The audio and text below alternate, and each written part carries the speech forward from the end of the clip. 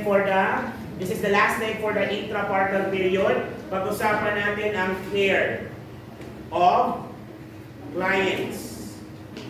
Care of clients experiencing labor.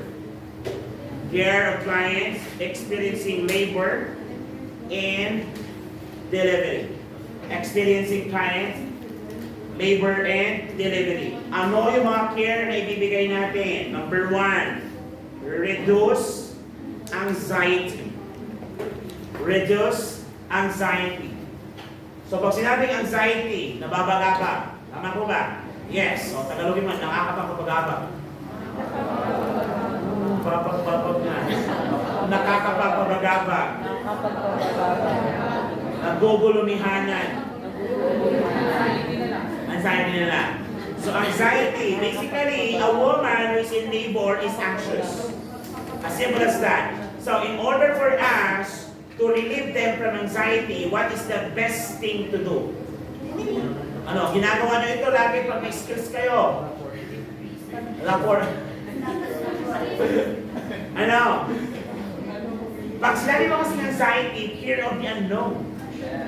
You are afraid because you don't know what will happen. Tama? So the best way to address that is to set expectation. You let them know what will happen. Tama ba? How to do that? Explain. Explain labor process.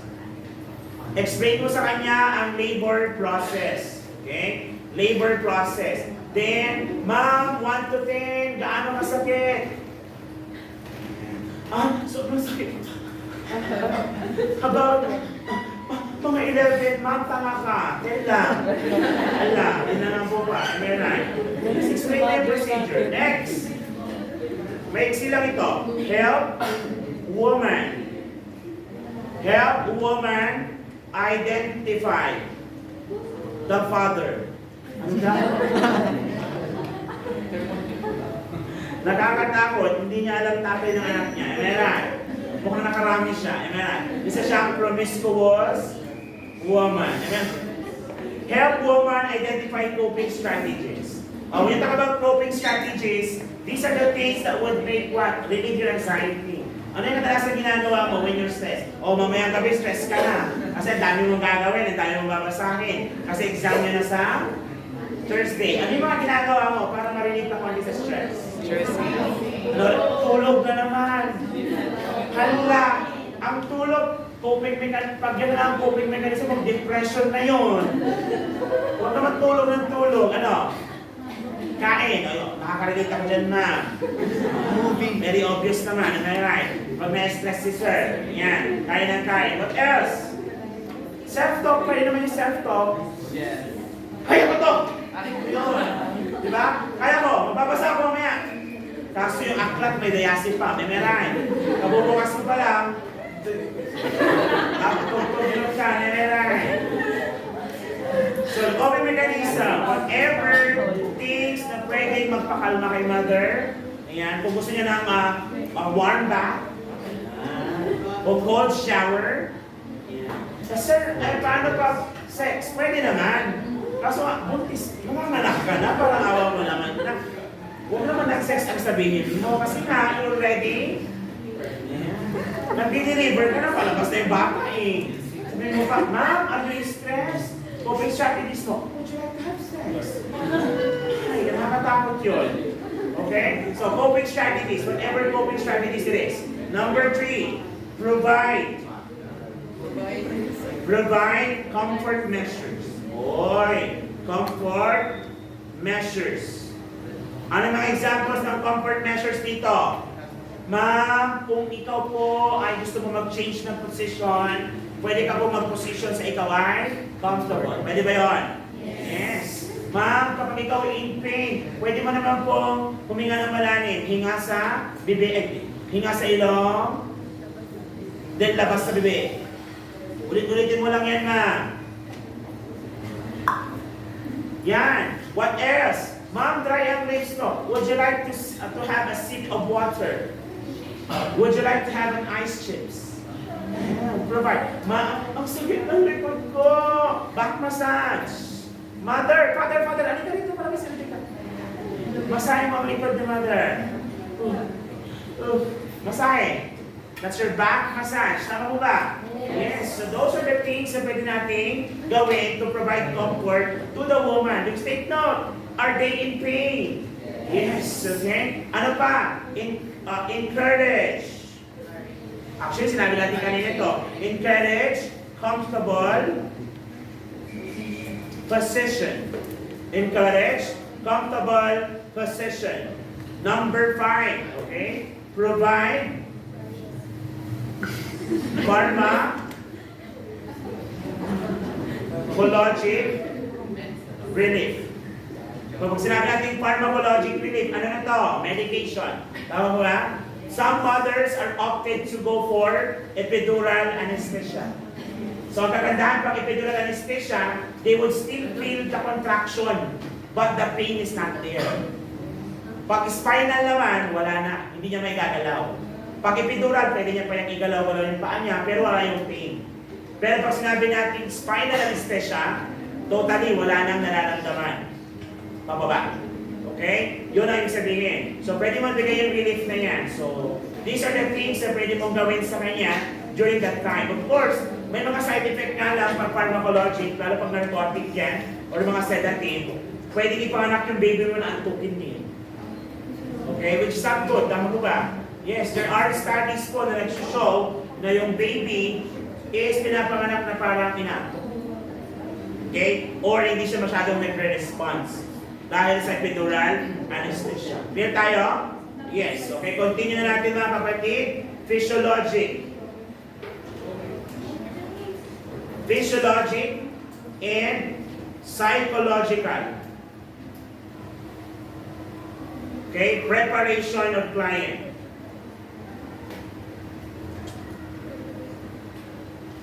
Physiologic and psychological preparation of client. Number 1, okay, explain. Ano explain mo? Kung paano nabuo ang bata. Am I right? Charis. The next, securing informed consent. Parang awa mo, i-secure mo informed consent nung hindi pa siya most in pain. Hindi yung kung kailan lumalabas na yung baby, Ma'am, dalipata, consent, okay na naman. Kakatakot ka. Am I right? Provide privacy. Hala sir, paano yan? Nakabuang club siya. You can do proper draping. Tama po ba? Yes, sa ibang hospital, meron sila yung drape sa paa. Okay? Tapos na talaga makikita mo lang yung butas na lalabasan ng baby. Ganun ba yung ginamit sa inyo rin? Yes, may mga ganun tayong drape. At saka kayo, ngayon, mga sudani kayo, huwag naman kayo magkumpul. Hindi yung 12 kayo, nandun kayo lahat.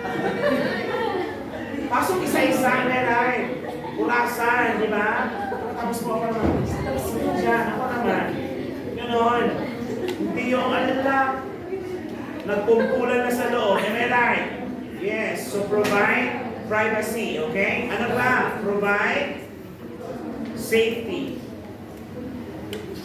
Safety. Make sure na naman na naka-strap si mother, okay, naka-position sa properly, mamaya, nanganganak, sobrang panganak niya, nalaglag.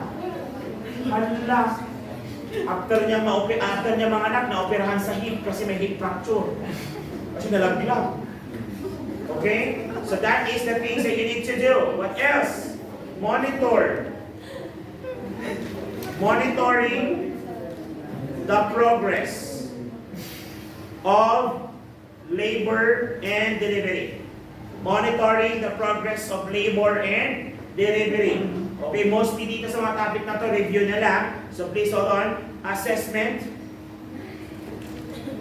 of uterine contraction. Assessment of uterine contraction. Kapag ikaw ay nurse at aware ka na sa mga intensities, okay, frequency and interval of contraction, should you monitor the length of contraction? Yes. Should you monitor the intensity of contraction? Yes, you have to take note of that kung mild, moderate, or strong. And the frequency of contraction. Every how many minutes ang contraction. Clear tayo? Alam nyo na yan kanina, pag nasa transition phase, dapat every 2 to 3 minutes na yung contraction. Clear tayo? Next. Fetal patterns. Fetal patterns. Pag sinabing fetal patterns, you have to take note of the baseline pattern.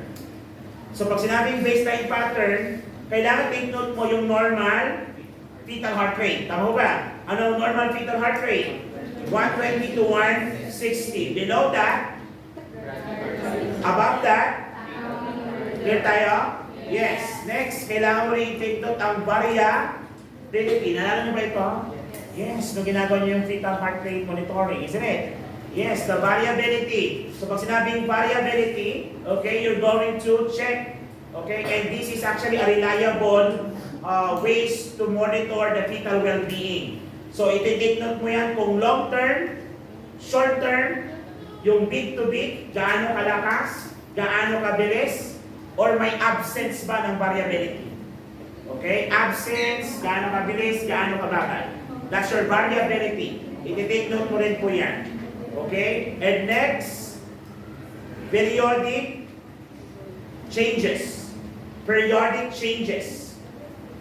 So, yung mga periodic changes natin, accelerations, early or late decelerations.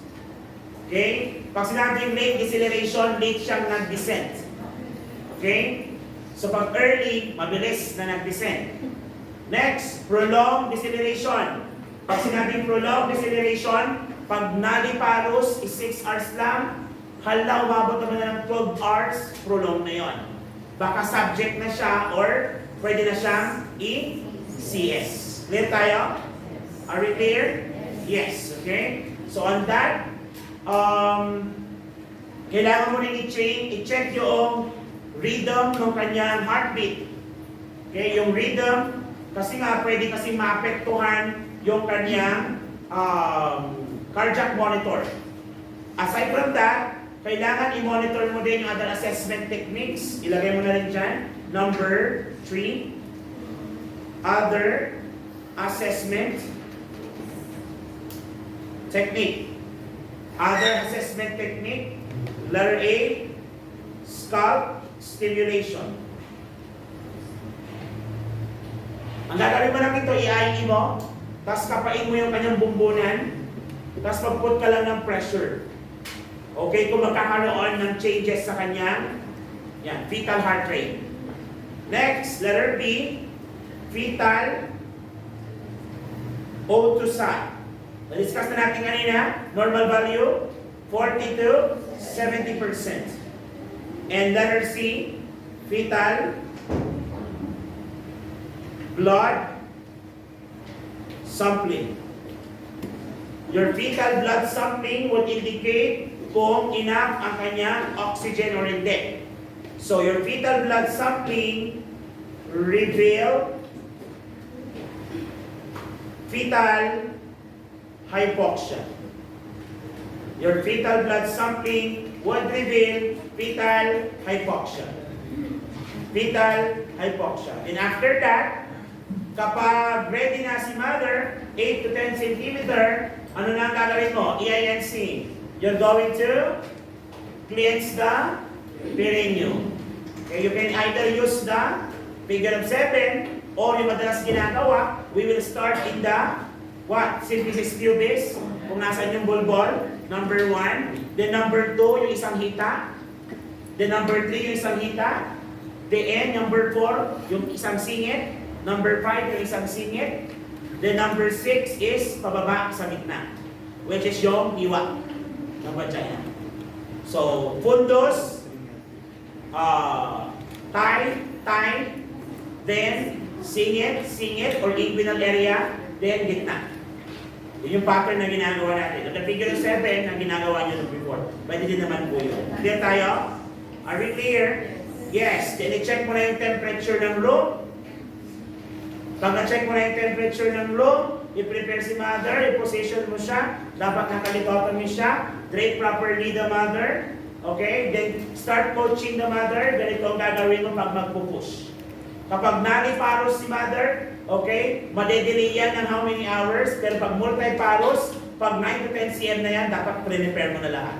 Open na yung mga sterile equipment, prepare, dapat nag-scrub ka na.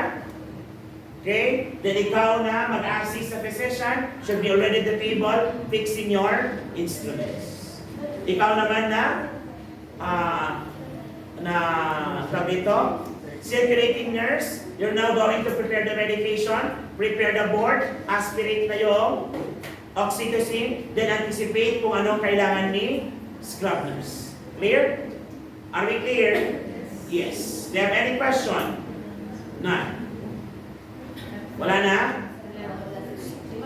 Walang